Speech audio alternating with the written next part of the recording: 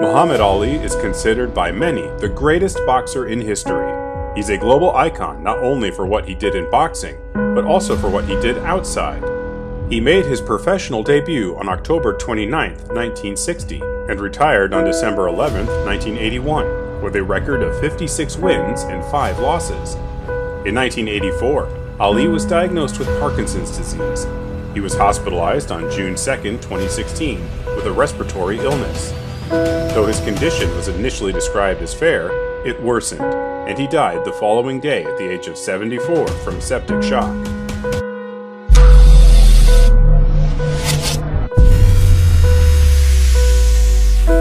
My big idol passed a couple of days ago. It was Muhammad Ali. For me, he was a big inspiration. He was my idol. This was one of my dreams to meet him, but it will not happen. But what he did for in the ring, outside ring, nobody will reach halfway of what he did. He put it color not for one country, put it color for the whole world and what he stood for. So he's a big inspiration to take after. This is one of my role models, one of my idols in sport and outside the sport also. Muhammad Ali, of course. And for me, this person was talking, but what he said, he did. And he had a big mouth, but he demonstrated also in the ring, let's say. And he was like, if you want to compare football with box, like Ronaldo, let's say. He stood up for his things, he believed in his things, and he never gave it up. He's global, he is the man. Muhammad Ali was a guy that done what had not been done before. Changed the face, not only the face of his game, but the face of the world. You know, he was outspoken. He fought for what he believed in, and that he was charismatic. He was a legend, a hero, and I looked up to him. One of my first heroes was Muhammad Ali. When I was 11 years old, there was a group of people, and they tried to attack me, and a fight broke out, and it was just me and one guy. Before everyone else jumped in on me, but we were fighting each other, and I slipped a punch, and I shuffled my shoulders and said Muhammad Ali, and threw a shot, and he rolled under the shot but fell into a knee, and I ended up on top of him. So I'm at the calling myself Muhammad Ali, and I'm punching him in the head, and then somebody came in and tried to kick me, and then a whole group of them.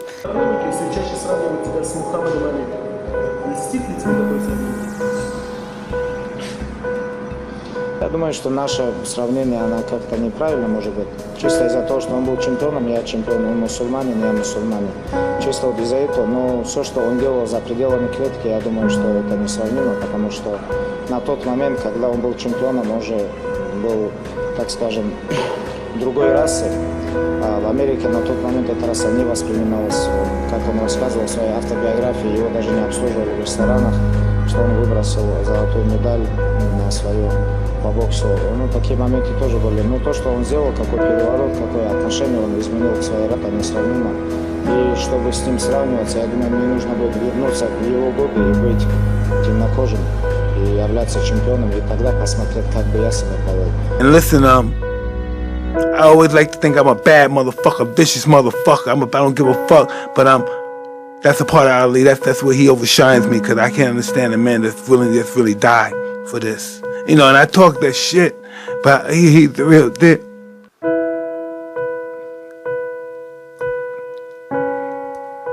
You know. Why does it make you emotional? Is it talking about him or the relation to you? Me, fuck me. Ali's a giant.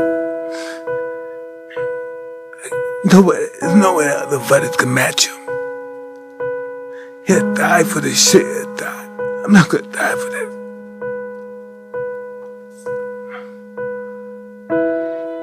Mike, you're such a good dude. That's real talk.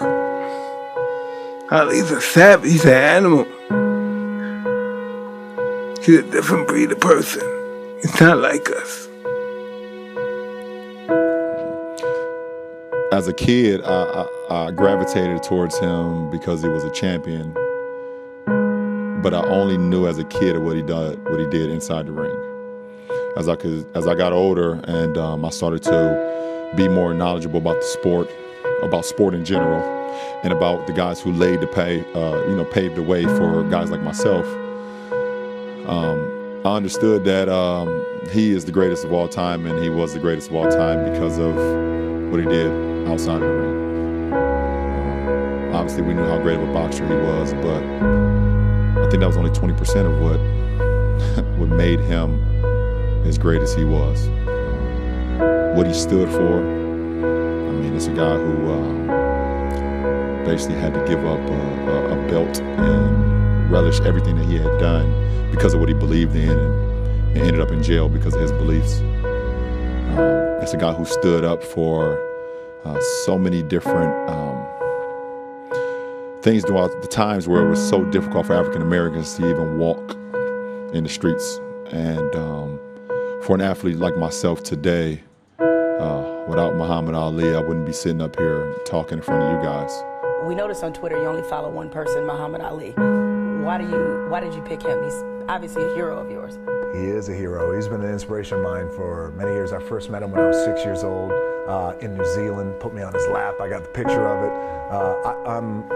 I'm crying because I don't want to be, I don't know that I'm in the presence of greatness, and he's kind of putting his fist in my face. And I grew up loving his showmanship, loving his humanity, his humility, loving his athletic prowess, loving his coolness, and his swag. When I was a rookie in the WWE, 1996, we were at a big function and no one knew who I was. And had, one of those things where I had my own name tag, like, hello, I am Rocky Maivia, and Ali was sitting down, and I said, I'd love to go over and say hello to him. So I went over to him and introduced myself, and as I was pulling away, he kind of pulled me back in, and he whispered, can you rumble? And I said, yeah, I think I can, yes. He's like, oh, okay, cool. So, cut to 1998, I started calling myself the People's Champion in honor of him. When I was wrestling in Louisville, Kentucky, his family came to watch me wrestle, and I talked to his wife at that time, and I said, please tell Muhammad it's only out of respect that I call myself that, and stop it right now if he doesn't like it. And she goes, oh no, he loves it. Awesome. Yeah, he wants you to call yourself that. So, that's why. I became very friendly with Muhammad Ali in the 70s. Muhammad Ali worked his butt off, and I saw it firsthand. And I remember that there was a sports writer that was there in the gym when he was working out and he was doing sit-ups. And they asked him, how many sit-ups do you do? And he said, I don't start counting until it hurts. Now think about that. He doesn't start counting his sit-ups until he feels pain. That's when he starts counting. That is working hard. You saw him on television, there was no one more beautiful. You saw him walking down the street, he was a beautiful thing to see.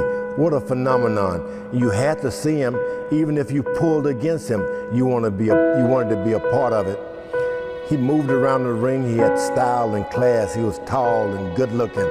Everything you'd want from a boxer, wrestler, football player. And to be honest with you, he belonged to the arts because he had poetry, he had it all. I got into the ring when I fought him expecting a big brute or somebody who could box, who could jab, who could punch. I didn't find any of that. But what I did find was a presence like none other. You could do whatever you wanted to do. He was going to be on his feet for the next round. Never seen that kind of presence in a human being. I don't think our sport will ever be the same again. I think Muhammad Ali and I did something for the world because people, Saudi Arabia, China, Japan, all over Africa, Europe, they all stood up at weird hours of the morning and night to see that fight. And they looked at it from Africa and they saw two men contending. One was supposed to win and the other had no chance. And they were shocked to see the Muhammad Ali win that fight. Muhammad Ali didn't have a lot of muscles. He wasn't all that strong. I'd been in the ring with stronger human beings. But this man's presence dominated that fight.